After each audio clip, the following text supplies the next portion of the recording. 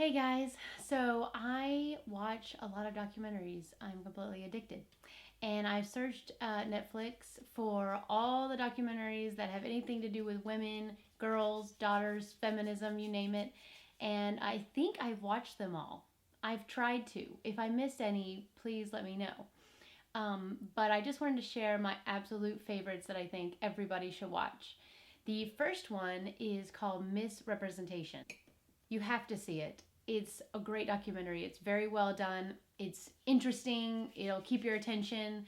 And it's just full of statistics. Here are just a couple of things that they said. 53% of 13-year-old girls are unhappy with their bodies. 78% of 17-year-old girls are unhappy with their bodies. 65% of women and girls have an eating disorder. 17% of teens are engaged in cutting and self-injury behaviors. Can you do that, Mom? Yeah, you can do that. Yes, whatever it is. I mean, the rates of depression among girls and women have doubled between the year 2000 and 2010. The media is so powerful and the messages are everywhere that they are damaging us, and it's really heart-wrenching. There are actually two documentaries that these people have made. They also have one called The Mask You Live In, which is sort of a take on what media is, the messages that media is sending to boys. It is just as good and just as important. Highly recommend that one as well. There's a third documentary. This is not like one of my top favorite documentaries, but it's called That Gal Who Was in That Thing, That Guy Too. But the reason why I mention it right now is because it sort of hits on some of the same issues, but through like the perspective of actresses trying to be on TV and movies. Number 2, I love this documentary. I've already watched it like 2 or 3 times, but it's basically intimate interviews with 15 women. These women are all trailblazers in their respective fields. You know, they have women that you're like, oh, I know who that is. But there are also women that you may not have heard of or seen before. But it's just so intimate, honest, raw, and they talk about, addiction, being a mother, their own mothers, their childhoods. They talk about careers, politics. They give advice to girls, miscarriages, the have it all myth. They talk about amazing moments in their lives, and if you're anything like me, you will laugh and you will cry. It's great. I just love it, and I highly recommend you guys go check it out. Number 3, this documentary is called The True Cost, and I so appreciate this documentary. It's first of all, it's very well done.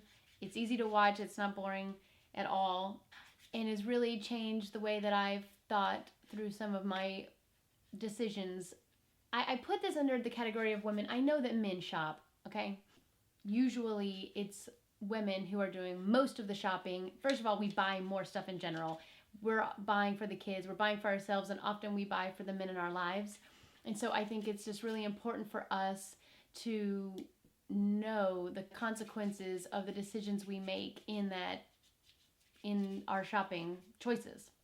Number 4. This documentary is called The Hunting Ground, and wow.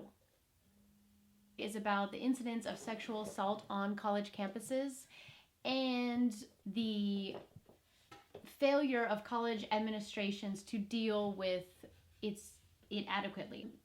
When you hear the statistics and the information that they have about sexual assaults that is happening in college campuses, it's shocking. But then when you hear these girls tell the camera like what the administration told them after they said that this has happened to them, it's heartbreaking. I would definitely recommend everybody watch it, especially if you have a girl who's getting to the age where they might be attending college soon. You might want to have them look at it. It's not, I don't mean that in like a scare tactic or to create fear, but again, just to be informed and be aware of the things that are going on. Number 5 on my list, it's called Mission Blue.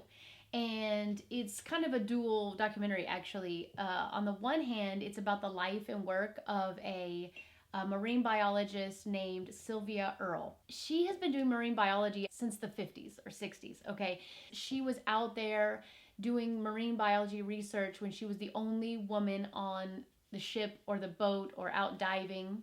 This woman, Sylvia, not only does she go in the ocean all the time, but she's been consistently diving in the ocean and studying the ocean for like 50 years. So she has really been able to see the destruction and see the effects of our lives on the ocean over the last 50 years. And it's just fascinating, honestly. And I just highly recommend it.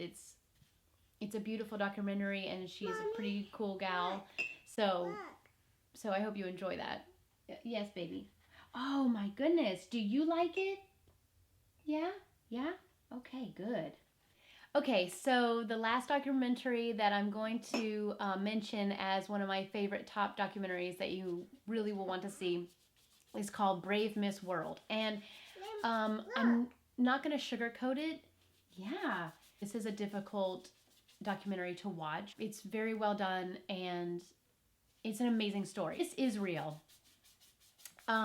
6 weeks before she shockingly meaning to herself, shockingly won Miss World, she was abducted, stabbed, and raped by a person who was supposed to be taking her to the airport. So after she was crowned Miss World, she basically made it her life mission to open up about her own experience and to travel the world and to bring awareness to the issue and to talk to other girls from all over the world.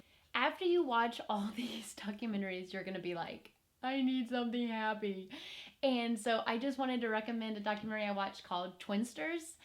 And I'm going to be honest with you, you won't learn anything from this, okay? It's just a beautiful, happy story. There's also another documentary I watched called Maiden Trip. It's about a 14-year-old who sets sail. Well, she sets sail at 14 years old in a 2-year voyage to sail the world all by herself. A ballerina's tale, which is about Missy Copeland becoming the first African American to be promoted to principal dancer for the American Ballet Theater. There are a few documentaries I watched that sort of are about history. The best one, I think, is called The Ascent of Women, and it's a groundbreaking 4-part documentary series on the history of women. And I just really appreciated the narrator, the woman who wrote it and spoke, and it was interesting and it was fascinating, and I personally just really enjoyed it. She's beautiful when she's angry. Wasn't my favorite, it wasn't the most entertaining, but it's about the modern women's movement from 1966 to 1971 called What Happened, Miss Simone. And it's a documentary on the life and legend of Nina Simone, an American singer, pianist, and civil rights activist who was labeled the High Priestess of Soul. I mean, it was pretty good. She kind of has a bittersweet end of her life.